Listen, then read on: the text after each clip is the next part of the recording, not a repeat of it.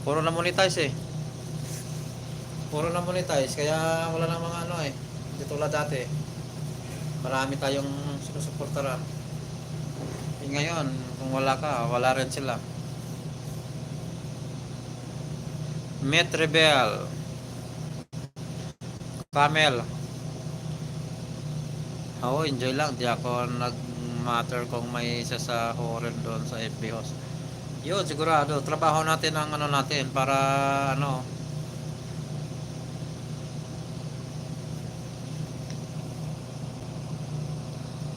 Ang trabaho yung ayusin natin para every month talaga may sahod, no? No, ay no. Dito sa YT muna ako. Oo, tama yun. Balik ka sa YT ah. Dati kasi kasagsagan ng ano, pandemic yun, di ba?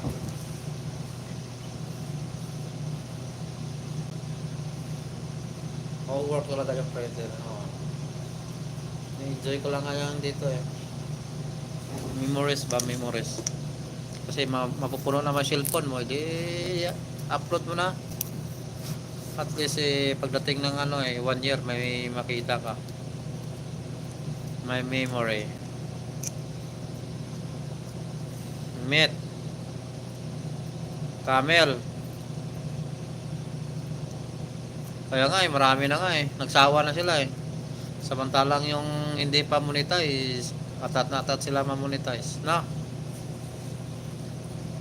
Pero yung sa akin naman, kahit paano, hindi naman nawala ng ads. Marami kaya nawala ng ads sa mga channel nila. Marami nawala ng ads. Sayang naman kasi pag nawala ng ads kasi pinaghirapan mo din yun eh. Kahit paano, may pumapasok na revenue every month.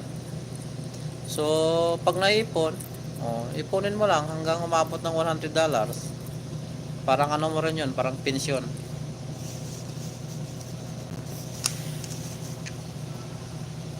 Upload lang pag may time.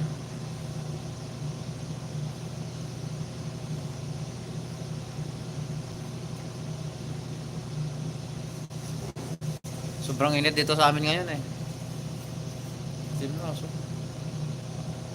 May mga sent naman basta upload lang, short lang video minsan. No? Kaya nga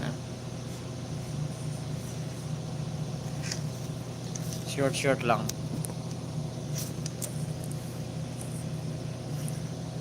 At least hindi mawala ng ano, di ba? Hindi mawala ng ads. Mahirap pag mawala ng ads. Balik ka na naman sa office ah.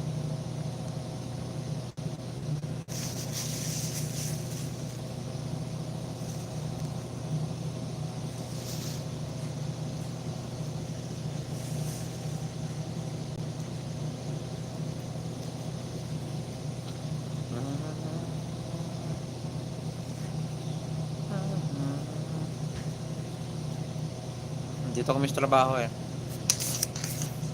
Mamaya magano naman ako.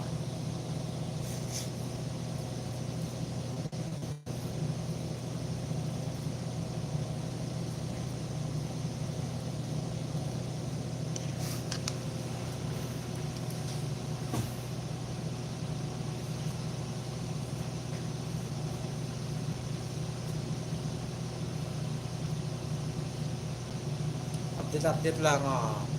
Oh, update lang.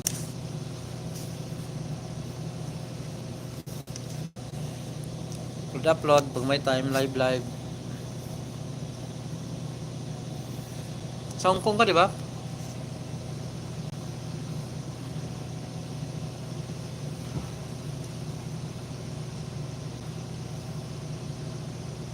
Oh, marami tayong kaibigan dati sa Hong Kong, no?